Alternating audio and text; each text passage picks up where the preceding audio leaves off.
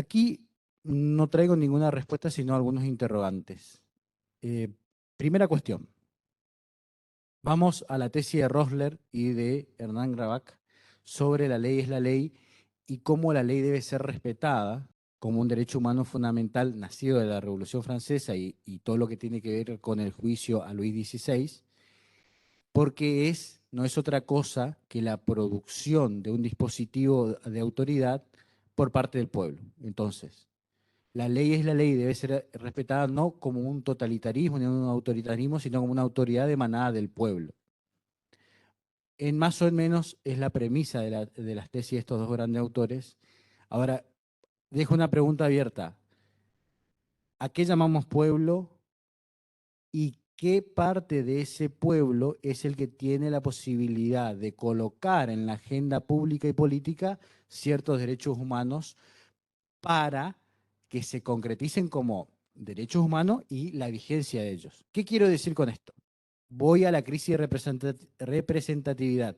¿Es lo mismo los grados de representatividad de hace 300 años, es decir, 3 siglos, que ahora funciona de la misma manera la deliberación en torno a qué derechos humanos? Vamos a hablar de derechos humanos, pero podemos hablar de derechos ordinarios de todas maneras.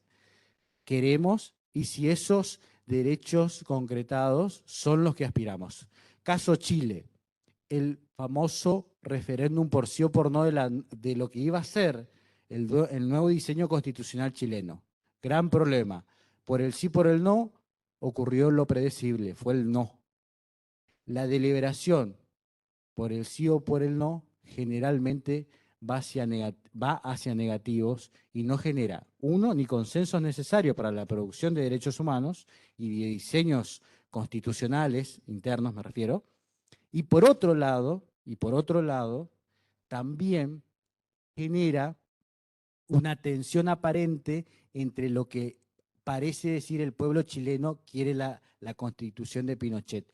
Y eso no es así. ¿Me siguen? Si nosotros tomásemos la decisión del pueblo en términos rollerianos, sería la ley es la ley, el derecho acaba de decir que no quiere la reforma constitucional, pues el pueblo lo ha dicho. No, el pueblo lo ha dicho en función de una no deliberación, sino de un sí o un no. ¿Sí? Pero eso no es una respuesta. Eso es una pregunta sobre qué relación hay entre la crisis de representatividad y la producción normativa en materia de derechos humanos. Entre la teoría política, la relación de poder, que otra cosa no, y la producción normativa.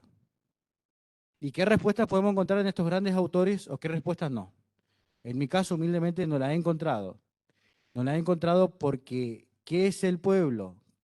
¿A qué entendemos por pueblo? Pareciera que no es una situación homogénea, sino heterogénea.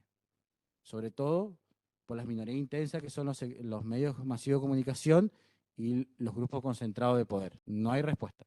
Segundo asunto, el sistema jurídico versus el decisionismo judicial. Es decir, hay un sistema jurídico en cualquier parte del mundo, en gran parte de este mundo, globalmente, que reconoce la vigencia de X cantidad de derechos humanos.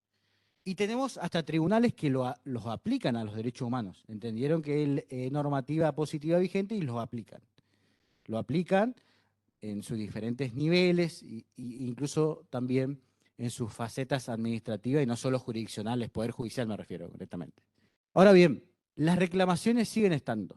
Ustedes verán que a lo largo de la historia, siempre se luchó por un paso más en materia de reconocimiento de derechos humanos y la creación normativa, es decir, esta cuestión deliberativa productora de los congresos, de las asambleas, de los parlamentos y demás. ¿Para qué? Porque se piensa, o se piensa siempre, se pensó y se piensa ahora, que la producción normativa per se llevaría a un piso para construir sociedades más justas. En muy pocas palabras, hasta con miedo de equivocarme. Luego fue la lucha por la vigencia de los derechos humanos, esto es, profesor, la vigencia en los tribunales en los casos concretos o en sistemas colectivos de litigación, ¿cierto? Por ejemplo, medio ambiente, etcétera, etcétera, ¿no es cierto? Bárbaro. Hasta ahí 10 puntos. El asunto es, uno, ¿por qué todas las preguntas las tiene que responder el sistema jurídico? Todas las preguntas en tanto problemáticas sociales. Pregunta. porque todas las respuestas, perturbaciones, luchas, injusticias sentidas por aquellos grupos oprimidos, la debe responder el derecho. ¿Por qué? ¿Acaso no hay otras disciplinas igual de científica o más científica que el derecho? Pregunta. Segunda pregunta. ¿Por qué el sistema judicial, si es atacado por ser un sector antidemocrático o menos democrático por su conformación histórica? Ustedes saben que lo último que delegó el príncipe, por decirlo de alguna manera, fue el Poder Judicial. O sea, ese estamento de la función de poder del príncipe como figura representativa sociohistórica, ¿no? Entonces, ¿por qué demandarle a un poder que decimos que es antidemocrático, que es antimayoritario, que viene a declarar la inconstitucionalidad de algo votado por más de 300 congresistas, legisladores, le exigimos que sea democrático en las decisiones judiciales? ¿No les parece que hay una paradoja allí en tal reclamación? Es como exigirle peras al olmo, pareciera, ¿no? Pareciera que la reclamación entra en una paradoja ineludible e innegociable. Hay una alta expectativa hacia un sector, hacia un dispositivo sociocomunitario que es la justicia, que sabemos de antemano que no lo va a responder porque tiene severas limitaciones democráticas. Sin embargo, seguimos demandando. Hay un problema lógico en la demanda allí. En la demanda por la vigencia de los derechos humanos reconocidos y plasmados en normativa positiva, ¿no? Ni hablar aquellos que no están plasmados en normativa positiva y que pretorianamente muchas veces los tribunales van construyendo y que son parte de severas críticas por parte de lo que es el neopositivismo y lo que ustedes acaban de escuchar. Entonces, estas son preguntas que vienen angustiándome hace tiempo, porque yo podría decir, bueno, para eso están los derechos humanos, para luchar por los derechos humanos y para crear una sociedad más justa y que las personas se generen brechas menores de desigualdad. Ahora, volvemos a la pregunta número 2. ¿Por qué esa respuesta debe ser dada desde el sistema jurídico? ¿Por qué esa respuesta debe ser dada desde el decisionismo judicial? ¿Por qué debe ser dada desde estos dos primeros puntos que dije si todavía no estamos de acuerdo en la forma de deliberar políticamente las relaciones de poder para decir sí o no a una constitución? Si todavía no estamos de acuerdo qué es pueblo. Entonces, muchas incógnitas y quiero cerrar simplemente con algo más. Blas Pascal, ustedes saben, un físico, decía que la paradoja es el límite, un matemático, el límite del razonamiento posible humano. Es decir, la paradoja encarnada en cuál es la habitación anteúltima en un hotel infinito. Eso es una paradoja, por ejemplo, porque es un hotel infinito, entonces siempre la pregunta va a ser paradójica. Quiero poner un ejemplo para ser más gráfico de a qué se puede llegar. Pascal hablaba de un puerto ficticio donde llegaba, ¿no es cierto? Llegaba una barcaza y había dos personas esperando a los varones y mujeres que se acercaban al puerto y le hacían una pregunta. Si mentían, eran decapitados. Si decían la verdad acerca de por qué querían pasar a este pueblo portuario, pasaban, caminaban. Bien. Llega una persona, miente, bueno, lo decapitan.